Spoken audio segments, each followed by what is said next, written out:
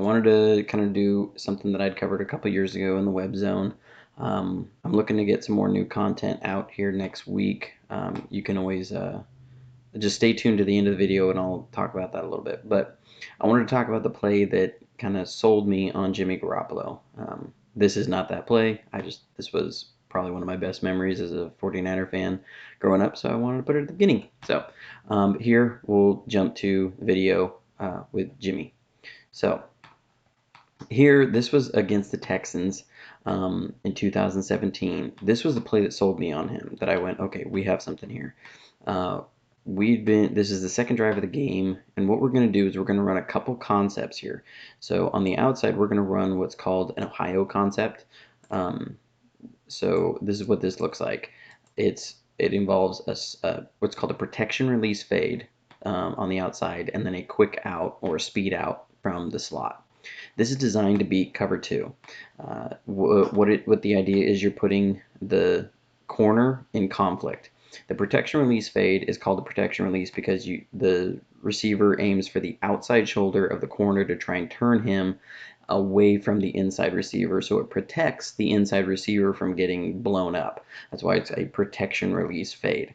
And then the speed out comes up, and then it's usually about a 4 or 5 yard route that's going to come up, and that's 4 or 5 yards from the line of scrimmage. I drew it a little deep, but it puts the corner in conflict because he has to choose which one he's going to do. If he covers the quick out, there should be a hole here in between the corner and the safety. If he trails in like a sync with the fade, then it opens up the quick out for the inside receiver. So that's what we run on this side, and on the back side, what we're going to do is run what's called the levels concept. We have Goodwin here on an in route, and then let me redraw this. And then this is Carlos Hyde. We motion him out of the backfield, and we're going to run him on a short in, or almost like a drag. And then this is Kyle Juszczyk. And so we actually have 3 different concepts going on here. We have the Ohio up here with the fade and quick out. We have the levels, which is an in route with a short in or drag. That's a high-low read. I'll talk about that in a second. And then we have what's called the trail concept or double in. You can call it either way you want to look at it. A trail is where you bring one route right after another through the same area.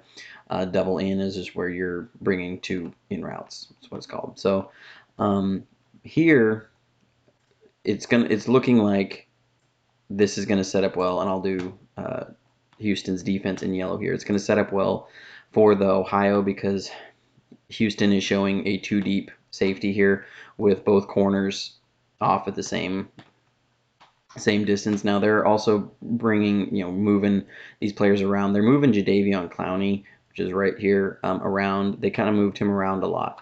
So I'll jump into the play here, trying not to do too much talking. I know it's been a while, been quite a bit of talking already, but jump into this play, and I'll show what happens here because this is a really good play by Jimmy. So here you see they're in cover 2 on this side. There's the corner and there's the safety. Now what Houston does here is they actually go into what's called a trap 6. This play is actually designed to trap and bait a quarterback in on an Ohio concept. So this was actually a really good call by Houston. They timed this out really well. What this looks like, and I'm going to go to some play art here. This is from Matt Bowen, as you see from Bleacher Report. This is what a trap 6 looks like if we were to diagram it out. And you see here's the protection release fade and a quick out. That's the Ohio concept. This coverage is actually meant to trap the Ohio concept. So you see here, what happens is the backside plays quarters coverage. That's where we get cover 6 because it's 2 plus 6. And the free safety is going to come over really hard on this route, on this fade to close the gap, and then the corner is going to jump this quick out. That's why it's called trap. It's meant to show like it's open and then jump it. We ran this coverage against Houston, ironically, I believe it was in 2012, and it was Tremaine Brock jumped the route and ended up with a pick 6. So bear in mind, this coverage is designed to trap this play. And so if you see Jimmy Garoppolo as he drops back, he's reading this corner. It looks like he's staring down the receiver, but he's not. He's reading the corner because that's who it's a key read. It's not a progression read. It's a key read. You see if this guy trails back, you throw it underneath. If he jumps, you throw it over the top. So he's looking at the defender. He saw the two safeties. He's looking at the defender. So he's reading this corner and he's trying to see where he goes. And the corner gives him a little fake here. He looks like he acts like he's going to drop back, and then he gets ready to jump the route. Again, this is trapping. You see the safety flying out on the fade, and then you see this safety isn't widening. He's staying in close. That's quarters. You see this corner is backing out. He's in quarters coverage again. So this is a trap 6. And they actually come with a 3-man rush. They drop Jadeveon Clowney into coverage. And so Jimmy is reading this corner and he's about to throw it because the corner almost baited him, and in the last second he sees it's this trap 6. You see the safety flying over, the corner jumping, and he pulls the ball down. And he immediately from there actually moves on to his next progression because he's realized it's a trap 6. So what that means is that there's going to be one defender over the short middle of the field. So this is where that levels concept comes into play. A levels concept is meant to put the middle defender in conflict. He can't cover both routes. He can't cover the deep and the short, or the intermediate and the short.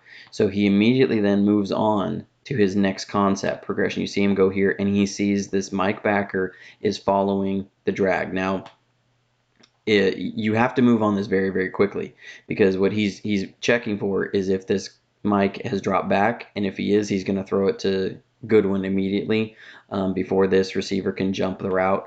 If he's in that position, then he's probably going to move on to use check. But he turns over the middle, sees the Mike is covering the short, and he goes to Goodwin. Now, one thing to understand about the levels concept, it's a low to high. Sometimes reads are high low, meaning you check deep to short. Levels concepts are usually short to deep. And so here, what's really impressive, he's gotten to his third read on the progression, moved through 2 concepts, spotted a trapping defense meant to beat his first one, all within a very short period of time. And he's going to see Goodwin. Now, Goodwin actually does a really good job. He sits down in the zone. Some receivers will just keep on running because they're like, yay, I have open field, I'll keep running. But he sits down in this open zone, and Jimmy finds him, and it's just an easy pitch and catch for 13 yards. This was the play that, to me, said, okay, we have something special here at quarterback, because he was able to work the progressions and get deep into the progression. This is his 4th read on the play.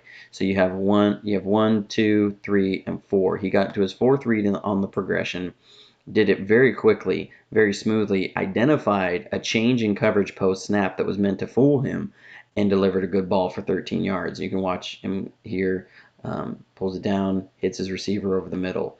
This is what sold me when I said, okay, I think we have a franchise quarterback here, because we haven't always had quarterbacks that can get this deep into the progression this quickly. It's one thing to get that deep in the progression after 4 or 5 seconds. It's another thing when you can do it quickly in the progression. So let's just keep playing this. So this is something that really, really impressed me. I wanted to go back and show, because it can't be overstated how big of an impact having Jimmy Garoppolo back next year will bring to our team. He's just a different quarterback. He can get the ball out quickly. He sees things. He doesn't panic. He understands it was a 3-man rush, and so he never rushes his progression. He doesn't get anything, and he sees things very, very well on the field, and he processes the information very quickly and very accurately. And so it's just a valuable thing when you can have a quarterback like this who can do stuff like this. So as far as new content, I'm working on trying to get a kind of a scouting on Jordan Matthews. I'm working on a full year review on Solomon Thomas playing inside. Those things take a little bit of time. There's a lot of games to go through, especially when you're looking at a receiver that didn't play every snap. I gotta kind of hunt his plays down. I want to get a full view of who he is. So just bear with me on that, because it just takes a while. I don't like to pull like 4 plays on that a guy that I've seen and try and make an assumption on who a player is. I want to be able to get a full idea of who somebody is before I start making claims about, a guy's good at this, guy's not good at that kind of a thing. So it just takes a long time to see.